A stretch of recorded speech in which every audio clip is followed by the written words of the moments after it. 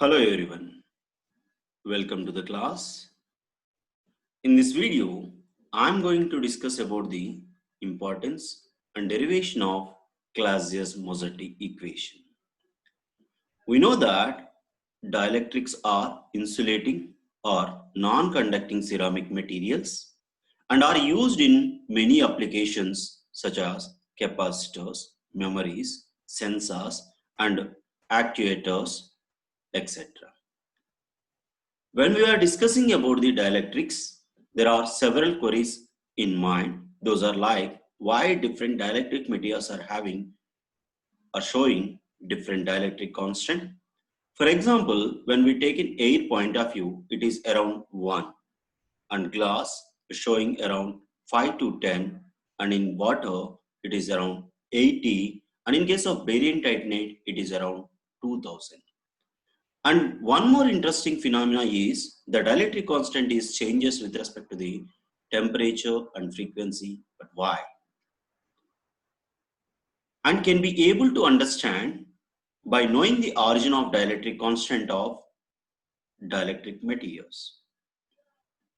In this view, the Clausius-Mozarti equation is one of the most important invention to understand the molecular origin of dielectric constant, and it also useful to calculate the molecular polarizability from measurement of dielectric constant.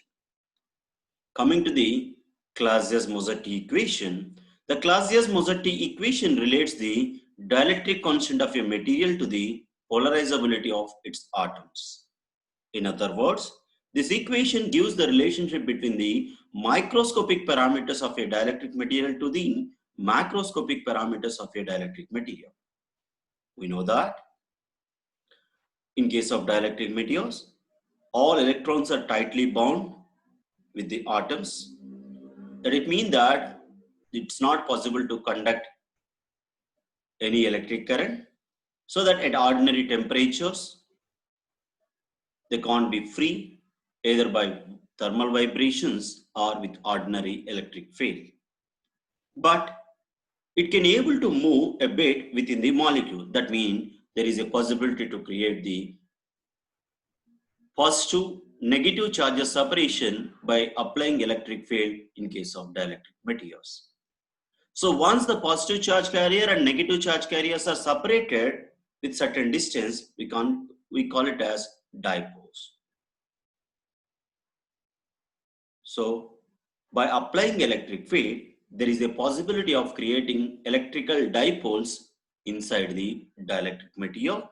So this process is called as polarization. Polarization is nothing but dipole moment per unit volume.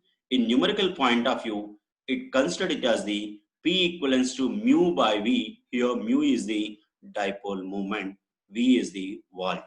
We know that dipole is nothing but, so two equal and opposite charges, both are separated with certain distance, that is considered as the dipole, and the dipole moment is considered as the charge and the separation between these two. Q into 2L. Here 2L is the separation between the positive and negative charges of the dipole by V. Here the separation is depends upon the strength of the electric field. As we keep on increasing the strength of the electric field, there is a possibility to increase the separation between the positive and negative charge carriers, because dielectric material is response with respect to the electric field. So 2L is proportional to the E, so which in turn changes the dipole moment. That it means that mu is also proportional to the E local. But instead of E, we use the E local because the resultant electric field inside the atom is not applied electric field, it called as local electric field. We know that each and every atom or molecule of the dielectric material is not only influenced by the external electric field, it also influenced by the polarized electric field. So because of that, the resultant electric field is called as local field. So dipole moment is directly proportional to the local field. So here this alpha is considered as the proportionality constant. Mu is proportional to the E local. that is equivalent to the alpha into E local. Here alpha is nothing but the polarizability. So don't confuse, this is the proportionality constant and it is the polarizability. Mu is proportional to the E local and it is equivalent to the alpha, like a polarizability into E local. But for example, when we consider n number of dipoles are created in a particular volume V, then P equivalents to N into E mu, that N is nothing but number of dipoles per unit volume. So N and mu is equivalence to the alpha into E local, then P equivalents to N alpha into E local. Then, but we know that E local is nothing but E plus P by 3 epsilon. It is already derived formula in local field. So E local, instead of E local, we are substituting E plus P by 3 epsilon naught. So when we substitute E local formula in the equation 1, then it becomes P equivalents to N alpha into E plus P by 3 epsilon naught. Just we multiplied N alpha E plus N alpha P by 3 epsilon naught. So this N alpha E plus N alpha P by 3 epsilon naught, here in these two terms, the P is common, then we take in the P as the common parameter, P into 1 minus N alpha by 3 epsilon naught equivalents to N alpha E. Therefore, P equivalents to N alpha E by 1 minus N alpha by 3 epsilon naught. That should be considered as the equation 2. But we know that dielectric flux in a particular material, in a dielectric material, that also called as displacement vector, D equivalents to epsilon naught E plus P.